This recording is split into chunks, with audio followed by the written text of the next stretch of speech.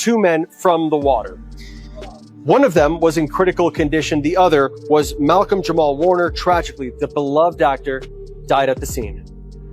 Pulled him up and put him on top of the surfboard and gave the 5 respirations. Police in Costa Rica have completed the autopsy on Malcolm-Jamal Warner and confirm he did die of accidental drowning. Malcolm-Jamal Warner's shocking and sudden death sent serious tremors through Hollywood. But the real buzz isn't just about what happened. It's about what's missing from the official story. Doctors that were there, they worked on Mr. Warner for at least 30 minutes, and then he was unfortunately pronounced. There's talk of foul play, strange gaps in the medical report, and a whole lot of silence from the people closest to him. Fans are asking, was this truly a tragic accident, or is there something far darker at play? I'm tired of running for shade. And aren't you tired of being hustled and played? And aren't we all tired of crying about how hard it is to be black in America, even if it looks like we've got it made? What actually went down with Malcolm-Jamal Warner? The facts are eerie, and the hints behind the scenes are even scarier. In the days following his unexpected passing, the internet exploded with theories. News networks scrambled to piece things together. Tabloids pushed twisted headlines, and social media turned into a rumor fest overnight. But now, with the official autopsy report out and new info from people who were on the scene, we're starting to piece together what really happened. And let's just say some answers only raise more eyebrows. Multiple legit sources like ABC News and People have confirmed this much. Warner died on the afternoon of July 20th while vacationing with his family on the Caribbean coast of Costa Rica. Around 2 p.m., local surfers spotted a man and a young girl, later confirmed to be Warner and his 80-year-old daughter, caught in rough water near Playa Grande, a beach known for its deadly rip currents. And I believe from Nicaragua that was there with a practice surfboard and was able to get the daughter out. He put her on the surfboard. One surfer managed to reach Warner's daughter just in time and brought her safely back to shore. But sadly, Warner wasn't as lucky.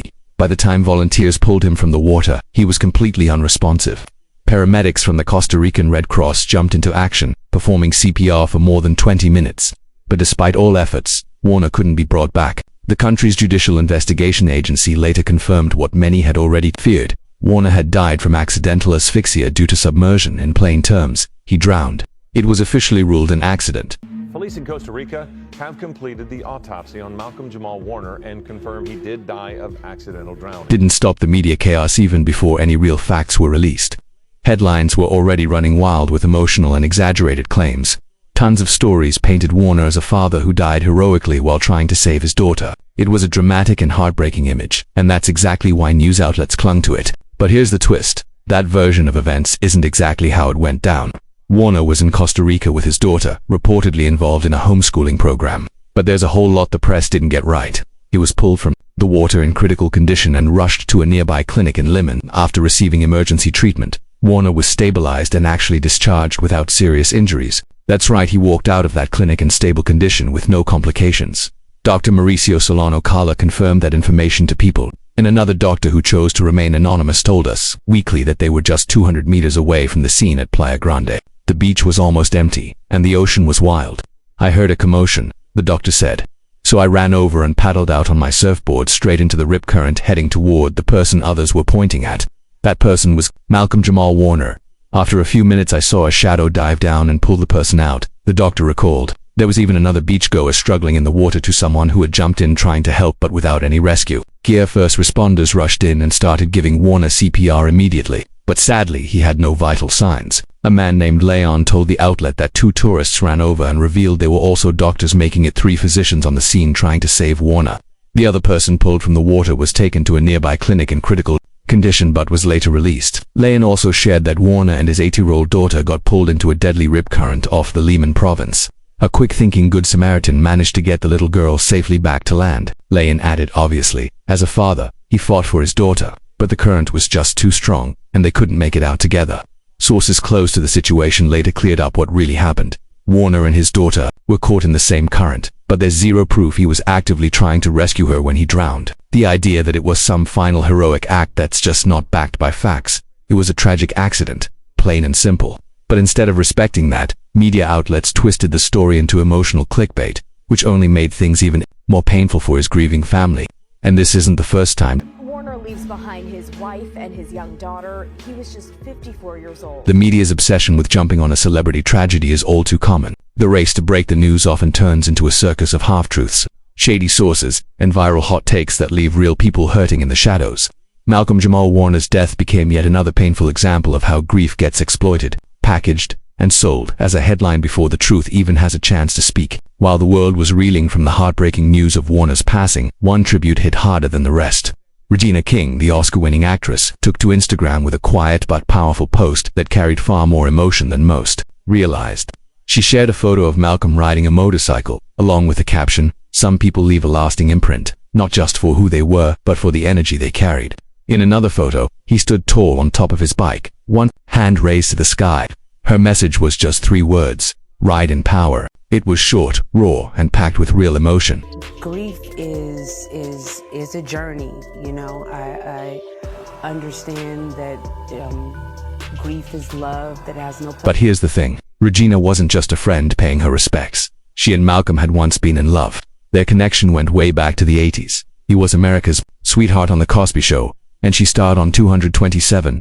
They didn't become a couple until 2011, but when they did, it felt real. Regina told Essence back then that their bond was easy. "Malcolm and I have a lot in common. We were both child actors and raised by strong mothers with good values." Malcolm echoed the same vibes in a BET interview, saying, "We like to protect what we have because it's very special. It just makes all the sense in the world." But in 2013, their relationship came to a sudden end, no warning, no clear reason. Rumors flew fast. Regina tried to keep it graceful, tweeting, "Me and Malcolm-Jamal Warner are good. Life happens.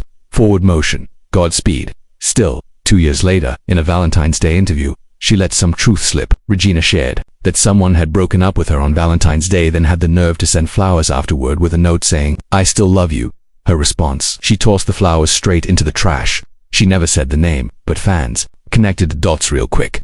Regina was talking about Malcolm, no doubt about it. Before their love story, Malcolm had been linked to his Cosby Show co-star Michelle Thomas, and later dated actress Karen Melina White. At the time of his passing, he was married and a father, though he kept that part of his life very private. In one of his final podcast interviews, Malcolm opened up just a little. He gave major props to his wife, saying that even if they weren't together, she'd still be the one he'd trust to raise his child.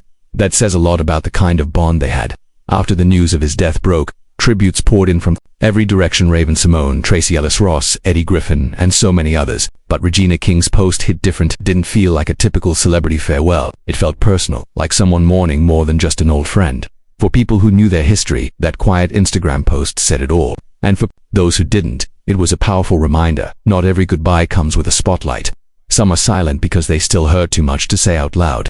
Then there was Adam Sandler, smiling his way through the red carpet at the Happy Gilmore to premiere in New York on July 21, 2025. But once someone brought up the loss of Malcolm-Jamal Warner, boom, the mood completely shifted. Sandler's whole vibe changed. His voice cracked, and for a second it looked like he was fighting something deeper than grief. In a rare emotional moment, Sandler reflected on their early days together on The Cosby Show, where he played Smitty, Theo's buddy, back in the late 80s. His role was small, but the respect was huge.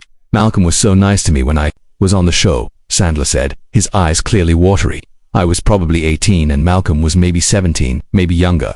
We'd go for walks, grab food, shoot hoops, chill on weekends, go to parties. He was just real."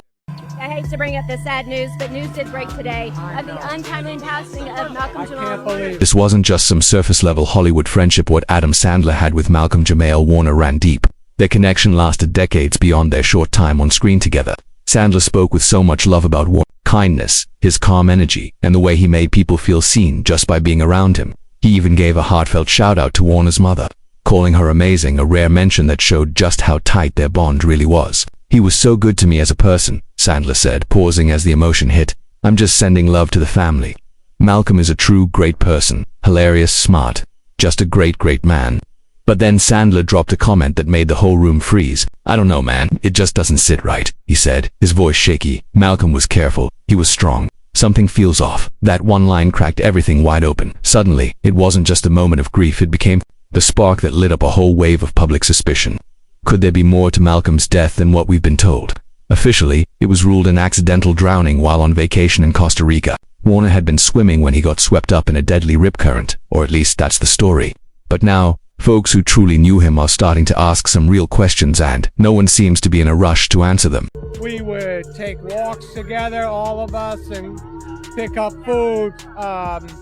talked, played basketball, hung out on the weekends, went to parties together.